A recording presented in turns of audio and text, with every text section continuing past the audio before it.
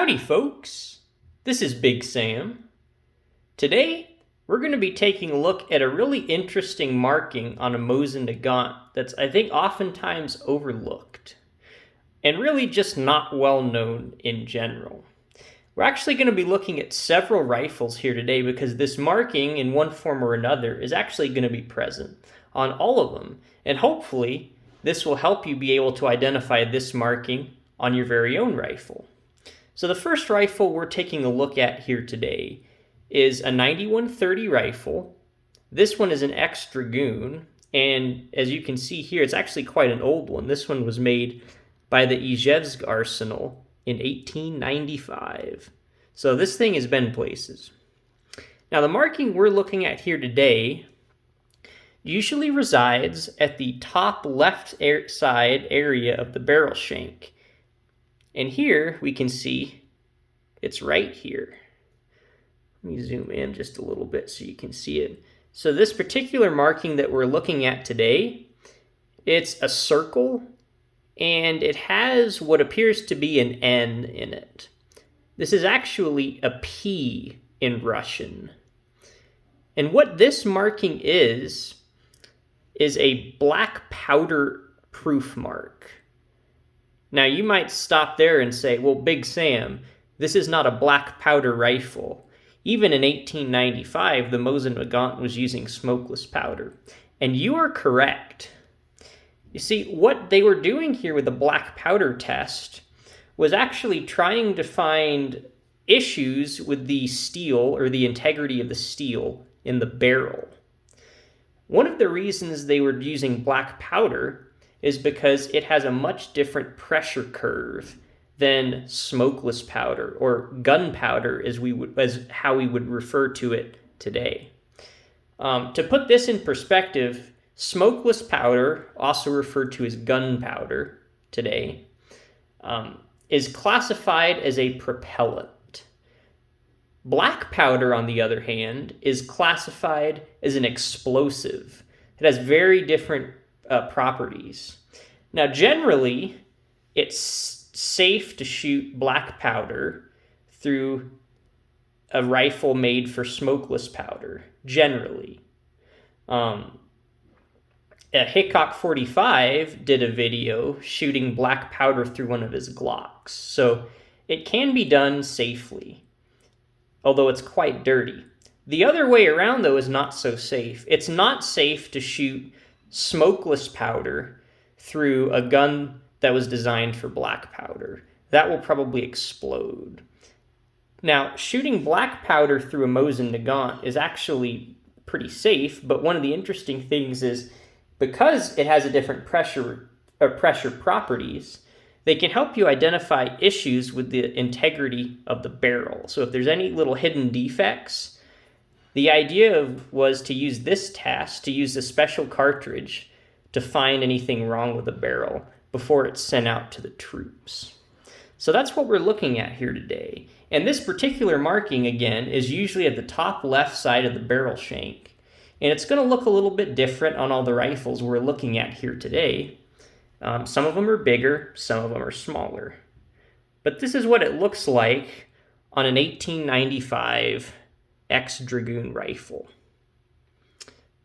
So I'm going to set this rifle to the side, and then we're going to take a look at our next one. So going forward in time a little bit, from 1895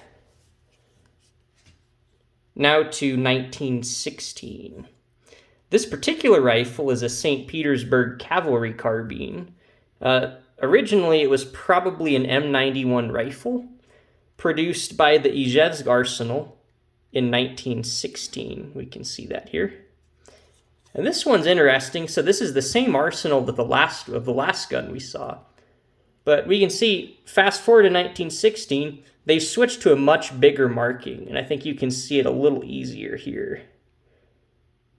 This is it looks like an N, it's a P marking.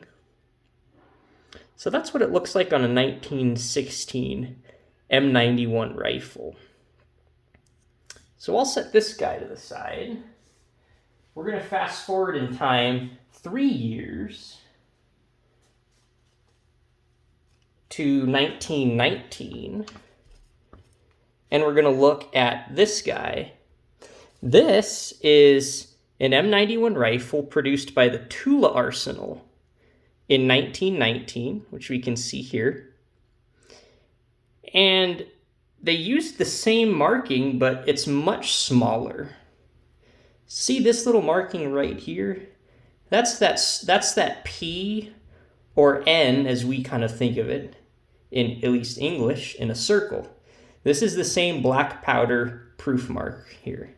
So this is what it looked like from the Tula Arsenal about 100 years ago. All right, so moving forward now, past World War I and the Russian Revolution, we now come to 9130 rifles. And I know the first one we looked at was a 9130 rifle, though technically it's a Dragoon. It's sort of a weird hybrid. Okay, let me find the rifle here. All right.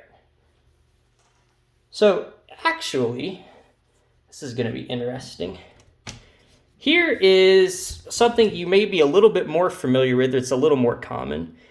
This particular rifle is a 1944 9130 rifle. We can see here from this triangle that it was also made by the Izhevsk Arsenal, just like our first two guns. And what we see here is we actually don't see our marking. What we instead see is this marking. So this is interesting because this is sort of the same marking, but it's different. And here's why. Around 1940, the middle about of 1940, the Soviet Union actually replaced this black powder proof test because it was kind of ancient by that point. When they actually just replaced it with a normal cartridge but with higher pressures. So think of it just your standard 7.62 by 54R cartridge, but the pressure curve, or the PSI of this cartridge was right around 61,000 PSI. And so they just started using a higher pressure, right? And that's very standard common practice in any type of gun manufacturer. You want to have a good set of tolerances such that you don't want your maximum limitation to be just above what your standard cartridge load is, because there's variations in cartridge loading, especially when they're mass-produced during wartime. So if you get one that's a little hotter, you want to make sure that it's not going to blow up your gun. So that's what this mark is here. So that in middle of 1940, the Izhevsk Arsenal switched to this Y, it looks like. In Russian, this is actually a U, but here in English, it looks like a Y. So again, starting in 1940, we would start seeing this on rifles produced by the Izhevsk Arsenal. And just for reference, this particular rifle is actually a PU sniper, which we'll probably be taking a look at here in another video very soon. Now, another interesting thing to note here is the Tula Arsenal actually wasn't making rifles when this change happened. You see, the Tula Arsenal actually stopped producing rifles in the year 1940 in favor of switching to production of the SVT-40 rifle. So Tula wasn't even making Mosin Nagants to put this new marking on. So what did they do?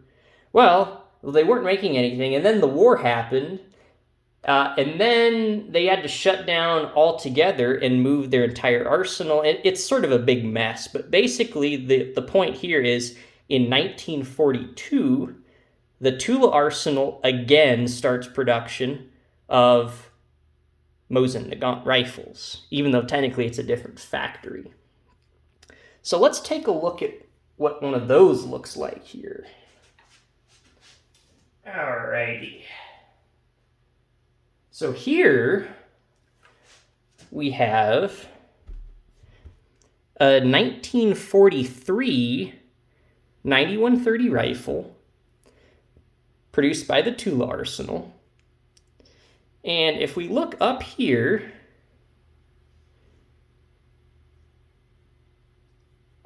it appears that this is the marking we're looking for. See this little circle? This actually looks like the marking on our very first gun from 1895. Well, this is a little strange, but basically when the Tula Arsenal started producing Mosin Nagants again in 1942, they still used the old marking here for the black powder proof mark. So this is deceptive. They actually were not doing black powder markings. This test was the same new high-pressure 61,000 PSI test that the Izhevsk Arsenal adopted 2 years prior. Tula actually started using that new test when they reopened, but they didn't start using the new markings that the Izhevsk Arsenal used. So we still see this marking here. I know this can be a little bit confusing, but sometimes history is confusing. Not as confusing as all of the markings on this rifle. We'll look at all of these in more detail another day, because there's a lot of interesting things on this rifle. This particular rifle is actually an X-Sniper rifle, and we can see that from these holes in here, as well as this marking, which we'll talk about in a future video. So thanks for watching, guys. I hope you learned something today. It's really neat to get to take a closer look at some of these neat Mosin Nagant markings, because again, they're just not very well known. So if you're interested in learning about more Mosin Nagant markings, please stay tuned, because there's a lot more interesting Mosin Nagant content coming out the pipeline on this channel. Thank you guys for watching. Let me know if you have any prayer requests, and I'll see you next time.